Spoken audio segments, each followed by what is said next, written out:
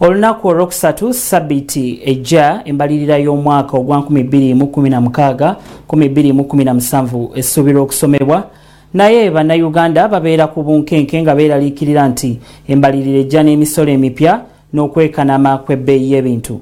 Tusobodde okwogerako n'abantu ab'enjawulo ku biki bye bandyetaaze bibeere mu mbalirira n'empya.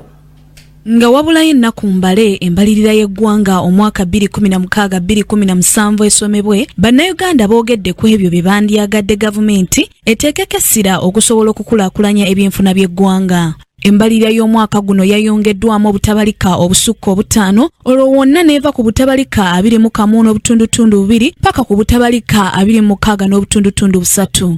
Gavumenti ku luno egamba nti yakuteeka essira ku bukuumi, enguudo, bamusiga nsimbi n'okutunda ebintu wabweru w'eggwanga. Bannayuganda beeraliikirivu nti embalirira y'eggwanga buli lw'esomebwa kitegeeza kwongeza misolo n'ebbeeyi y'ebintu ebikozesebwa okwekanama. Betuwogeddeko nabo bagamba nti yadde ng'omusolo gwetaagisa okusobozesa gavumenti okutambuza emirimu gyayo, ebintu ebikozesebwa mu bulamu bwa bulijjo ng'amazzi, emmere, amasannyalaze bikendezebweko omusolo sinakindi gugibwewo. Byo ebyokwejala ng'omwenge ne sigala n'ebirala ebiringa ebyo omusolo ogubijjibwako gulinnyisibwe okuva ku guliwo kati. Ministry of Finance budget eno eteekwa okulaba nti omusolo tegunyigiriza ku muntu mulala, erina kudistributinga mu bintu bingi nnyo naye nga percentage ya wansi okulaba nti at least abantu abasuubuzi ba investors nabaki tebakosebwa n'ababulijjo ffe otuli ebintu ba consumers. Amafuta gano bali badde bakendeezaako kubanga Uganda yesinga kati ndowooza mu Africa okukyajinga amafuta ag'ebbeeyi ennyo. Ebitali basic ebisobola okulanga ebyokwejala byo. I mean kati nze nkosa airtime. Omusolo ku airtime is okay. Ebintu ng'emmere, ebintu ebiri basic ebitaagisa ennyo mu byobulamu byaffe byandibadde bigibwako omusolo. Abantu nabo basobola okweyagalira mu nsi yaabwe. Emisolo gyetaaga gisalibwe na busalibwa kubanga essente z'omusolo naye bazongeza era zibbibwa bubbibwa.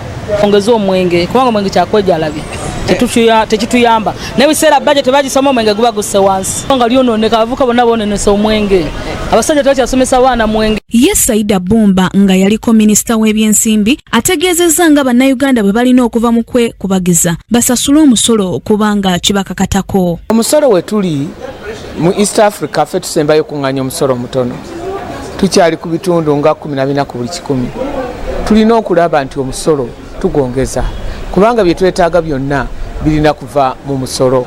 Ffe nnyini ate n'agamba nti nannyini mufu yakwata wawunya, tulina okulaba nga tuwa omusolo.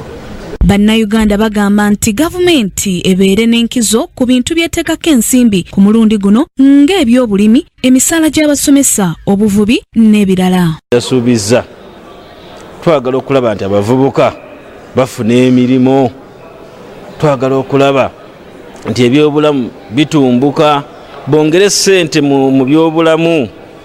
Ebyobulimi byongezebwemu ssente kubanga mu byobulimi mutujja emmere, abavubuka baffe tubanoonyeza emirimu kikulu nnyo.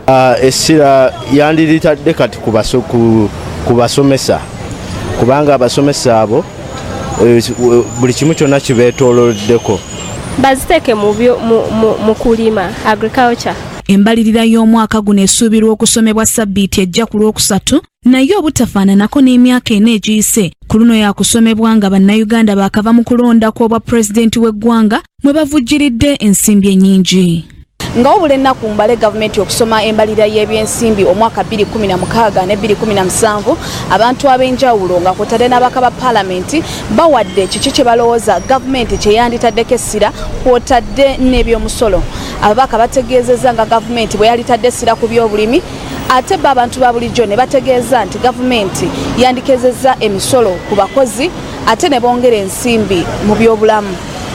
Kisakye Joan, Kingdom TV, amalindirire.